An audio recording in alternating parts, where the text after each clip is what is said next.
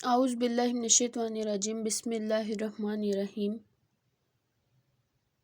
حضرت یونس علیہ السلام اور مچھلی کا واقعہ۔ حضرت یونس علیہ السلام اللہ کے نبی ہیں اور یہ اللہ کے ایسے نبی ہیں جنہیں مچھلی نے نگل لیا تھا۔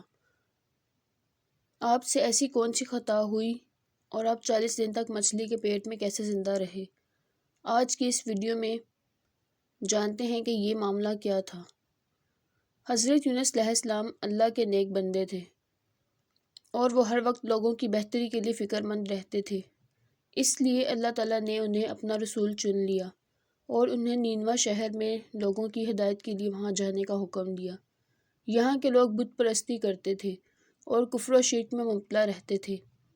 حضرت یونس علیہ السلام نے ان کو ایمان لانے اور بت پرستی چھوڑنے کا حکم دیا، مگر ان لوگوں نے اپنی سرکشی کی وجہ سے حضرت یونس علیہ السلام کو جھٹلایا اور ایمان لانے سے انکار کر دیا۔ جب بھی حضرت یونس علیہ السلام ان کو سمجھاتے تو وہ لوگ ان کی بات نہ مانتے۔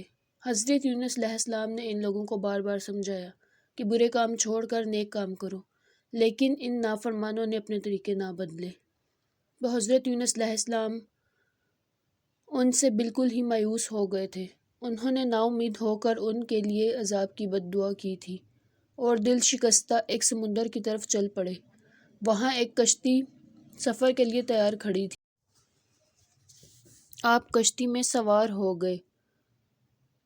کشتی روانہ ہوئی تو شدید طوفان آ گیا اور کشتی ڈوبنے لگی۔ کشتی والے نے کہا کہ ضرور کوئی مسافر اپنے مالک سے بھاگ کر آیا ہے، تو کوئی نہ مانا۔ تو اس نے کہا کہ سب مسافروں کے نام کی پرچی نکالو اور جس کا نام نکلے گا اس کو باہر پھینک دو، ورنہ سب ڈوب جائیں گے۔ 3 دفعہ قرآن اندازی میں ہر بار حضرت یونس علیہ السلام کا ہی نام نکلا۔ تو آپ نے سوچا کہ میں بھی اللہ پاک کے حکم کے بغیر نینوا بستی چھوڑ کر نکل آیا ہوں۔ یہ سوچ کر حضرت یونس علیہ السلام نے سمندر میں چھلانگ لگا دی۔ اسی وقت ایک بڑی مچھلی نے انہیں نگل لیا اور وہ اس مچھلی کے پیٹ میں پہنچ گئے، اور اس مچھلی کے پیٹ میں جہاں بالکل اندھیرا تھا، آپ اس آیت کا ورد کر رہے تھے، لا الہ الا انت سبحانک انی کنت من الظالمین۔ آپ نے اس آیت کا وظیفہ کرنا شروع کر دیا تو اس کی برکت سے اللہ تعالیٰ نے آپ کو اس اندھیری کوٹری سے نجات دی اور مچھلی نے آپ کو کنارے پر آ کر باہر اگل دیا۔ حضرت یونس علیہ السلام بہت کمزور اور بیمار ہو گئے تھے۔ اللہ تعالیٰ کے حکم سے ایک پھلدار پیڑ سے ان کو سایہ اور غذا مل گئی۔ آہستہ آہستہ ان کے جسم میں طاقت آنے لگی۔ آپ مچھلی کے پیٹ میں 40 دن تک زندہ رہے۔ پھر اللہ تعالیٰ نے آپ کو نینوا شہر واپس جانے کا حکم دیا۔ پھر جب آپ واپس گئے تو وہاں کے لوگ آپ کی پراسرار تعلیمات کی وجہ سے آپ پر ایمان لا چکے تھے۔